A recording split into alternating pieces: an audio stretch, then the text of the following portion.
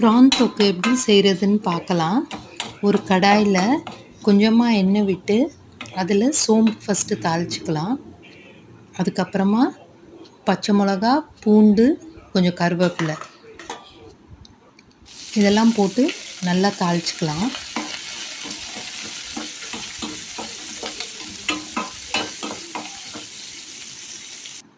அது நல்லா வதங்கினதுக்கப்புறம் நறுக்கி வச்சுருக்க வெங்காயத்தை ஆட் பண்ணிக்கலாம்.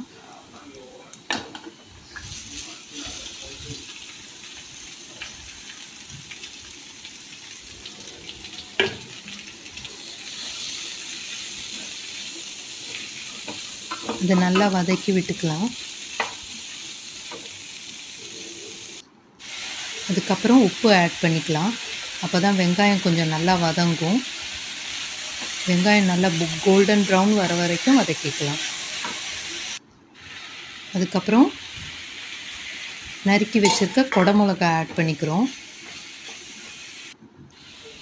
நல்லா வதங்கினதுக்கப்புறம் இப்போது 4 தக்காளியை மிக்சியில் போட்டு அடிச்சிருக்கோம், அதையும் ஆட் பண்ணிக்கிறோம். நாட்டு தக்காளி தான்.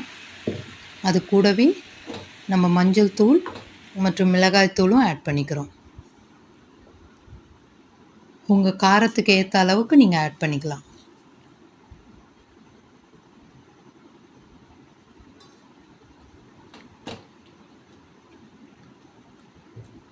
இப்போ இது நல்லா வதங்கி கொஞ்சம் நல்லா திக்காக வரணும், கெட்டியாக ஆகணும். ஸோ கொஞ்ச நேரம் வேணால் நம்ம மூடி போட்டு கூட இதை வேக வச்சுக்கலாம். கொஞ்ச நேரம் தக்காளி பச்சை வாசம் போகிற வரைக்கும் வதங்கிட்டு அதுக்கப்புறம் மூடி வச்சு வேக வைக்கலாம். இப்போ நம்ம ப்ரானை சேர்த்துக்கிறோம், இறால் சேர்த்துக்கிறோம். இறால் சேர்த்து நல்லா வதக்குறோம். வதக்கி கொஞ்ச நேரம் அப்படியே வேக விட்டுட்டோன்னா அதுவே நல்லா இறால்லாம் சுருண்டு அழகாக வெந்துடும். நமக்கு டேஸ்டான ப்ரான் தொக்கு இப்போ ரெடி ஆயிடுச்சு. தேங்க்யூ.